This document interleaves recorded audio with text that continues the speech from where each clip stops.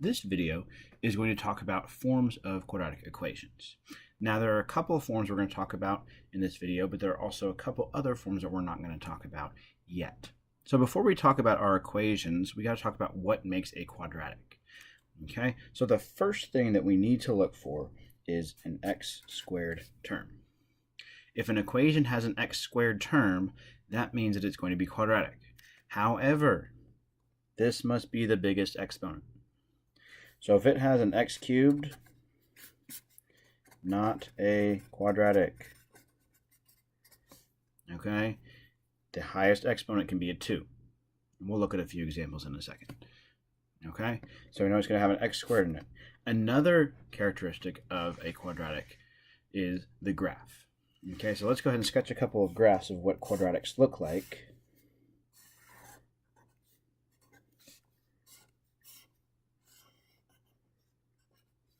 Okay, these are called parabolas. And that is the graph of a quadratic equation.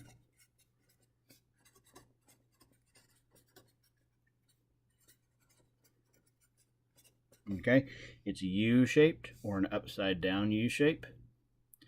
And then what we do is we call this point right here where it turns, that's called the vertex. And so if it opens upward, makes a U shape, that vertex is a minimum.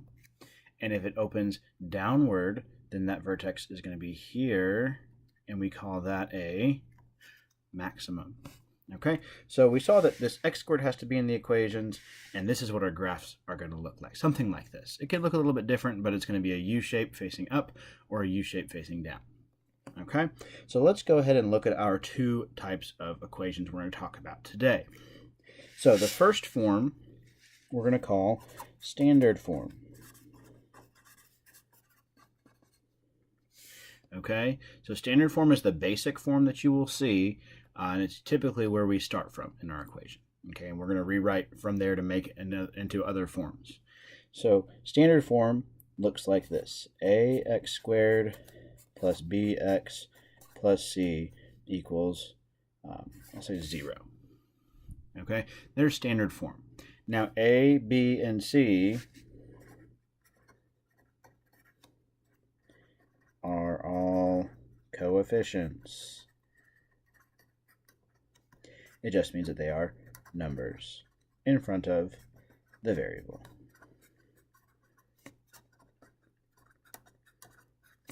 Okay, so that can be any number. So for example, we could have x squared plus 3x plus 5 equals 0. A is 1, b is 3, c is 5. We could have negative 3x squared minus 2x plus 7 equals 0. Negative 3 is A, negative 2 is B, notice the negative stays with it, and then 7 is C. So that's standard form. Very simple. Okay, so that's typically what you're going to see. Now we're also going to look at another form of a quadratic equation called vertex form. Okay, so in vertex form, it's going to help us find the vertex, hence the name. So vertex form looks like this. Okay, a times the quantity x minus h squared plus k equals 0.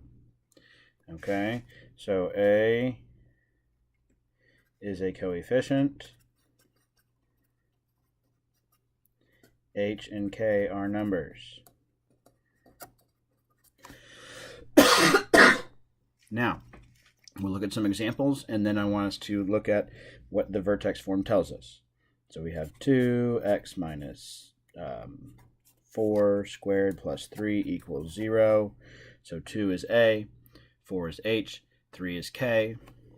And let's say we have 3 times x plus 1 squared plus 1 equals 0.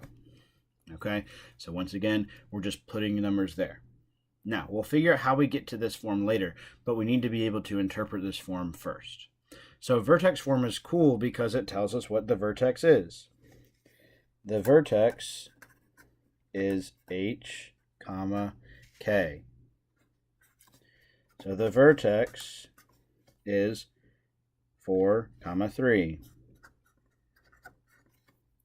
The vertex is -1, 1.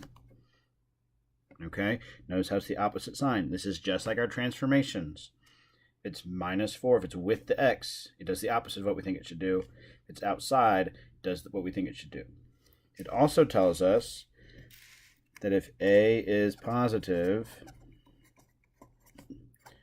vertex is a minimum. So we're bringing back in our features of graphs. A is negative, vertex is a maximum. Okay? So these are the features of vertex form. It tells us the vertex of our parabola, and it tells us if the vertex is a minimum or a maximum. We do not even have to graph it. So now answer these couple of questions about vertex form.